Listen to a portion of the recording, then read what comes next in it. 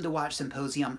I'm Austin. This is the final video talking about the Tudor Iconaut before it goes off for a service and a dial change, and links in the description to all the other videos. We talked about the form, the function, the value retention, the usability of this watch. We get to our final factor, the X factor, how the watch makes you feel, all right? And all the sort of miscellaneous aspects of ownership when it comes to this watch. Well, nothing makes you feel like a Rolex, especially if you're a Rolex fanboy, and I am. So nothing's gonna make you buzz like a Rolex, all right?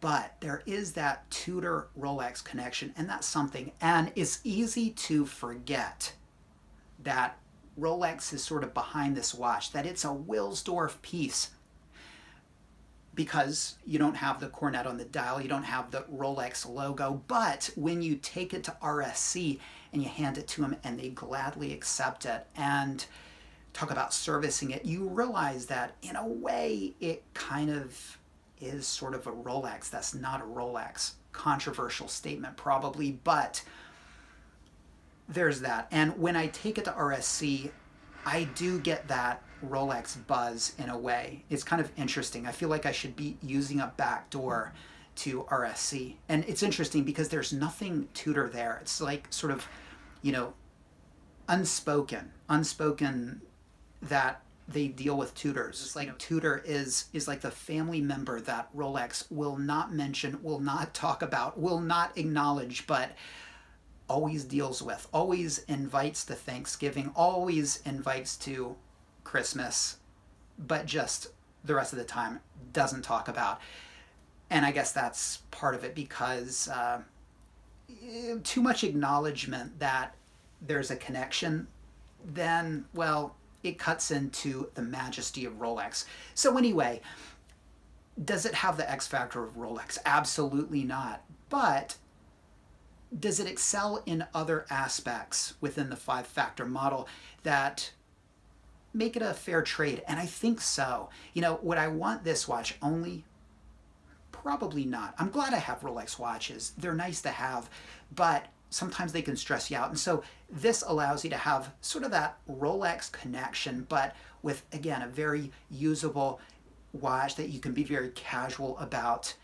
Now, tying in with the X factor of the watch is not only how the watch makes you feel, but how other people react to the watch, and perhaps how that makes you feel, you know, that experience of it. And touching on Rolex, Rolex is a very high status brand. You can't really say much against Rolex. In my whole YouTube career, the most negative comments against Rolex is that they're a ripoff, that you're a sucker for paying that much for a watch. But when it actually comes to the watch itself, there's not really much you can say against it. And so it's a very safe watch. You put on a Rolex, you go somewhere, you post pictures on social media, you're gonna get props. There's not much people can say against a Rolex other than you're a snob, right? That's about it. Basically, they've got a great reputation. And so if you care about what other people think, Rolex is a safe bet. And that's probably a big reason why people are gravitating towards steel Rolexes, because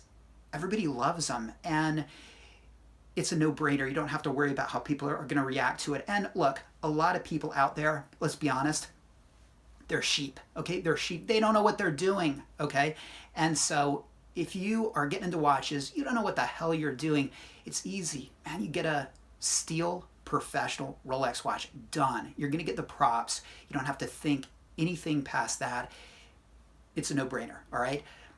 Now, people's reaction to this watch, and this is part of the X factor, it's very mixed. And again, it's a polarizing watch, and a lot of people come out really against this watch, call it ugly. I mean, let's be honest, people bully this watch. And so if you're a bit of a sheep and you care what other people think, you're not gonna want this watch. You're not gonna be able to handle the criticisms of this watch.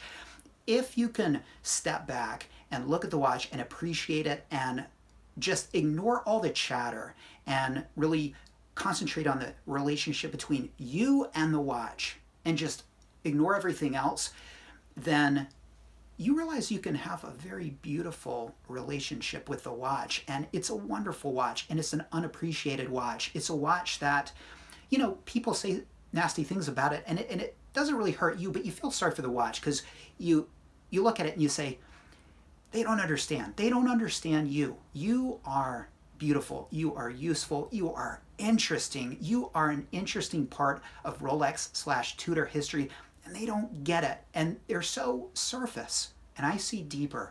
And that's the way I look at the watch. And you will see people that appreciate the watch, are interested, intrigued by the watch. It certainly has sort of a niche following. But if you are someone who really cares what other people think, it ain't the watch for you. All right, go for a Submariner. All right, go for a GMT. Go for one of those steel professional Rolex watches, because you're going to get all the props there. All right, you got to have some thick skin to wear this watch, and it's part of the X factor because, it's part of the sort of the whole experience of how the watch makes you feel in certain social situations. And it's not something that really bothers me, all right? And feel free to be very honest about your feelings on the watch because, again, you can't let other people's feelings on a watch influence your liking or love for a watch. And you really shouldn't care too much what other people think, and you shouldn't be offended about people expressing their opinions about watches. One of the things I love about having a watch channel is we can go hard. I can go hard against Squale. I can go hard against Nomos. I can go hard against Omega at times. And at the end of the day, we're just talking about watches. We're just talking about these functional little pieces of art, aka toys. And nobody should really get upset about it. So I'm all about people expressing their opinions in regards to any of my watches or my watch moves or anything, all right? But some people get really upset about that. They get really sensitive, and a big part of the X factor of this watch is dealing with that. So buyer beware, man. You gotta have some thick skin. And if you're anything like me, if you get this watch, you'll develop a relationship with it that's really strong. And again, people's reactions, very surface level reactions to the watch, won't bother you, but you'll understand it because maybe you might look back to a time in your past before you got one where you had the same sort of thoughts. So anyway, it's a Tudor. There's that Rolex connection. I love that. Never makes you feel like a Rolex, that's for sure, but it shines in other areas of the 5-factor model that make it really wearable, really worth it, great value, very functional, a great one watch for a one watch guy at heart. And these past couple months of wearing it have been proof of that. So off it goes to get the gray dial with the red accents. That's going to be a sportier dial. I'll miss this dial because I think it's the best dial to have, but I'll be interested to have a different aesthetic and see what that gray dial is like.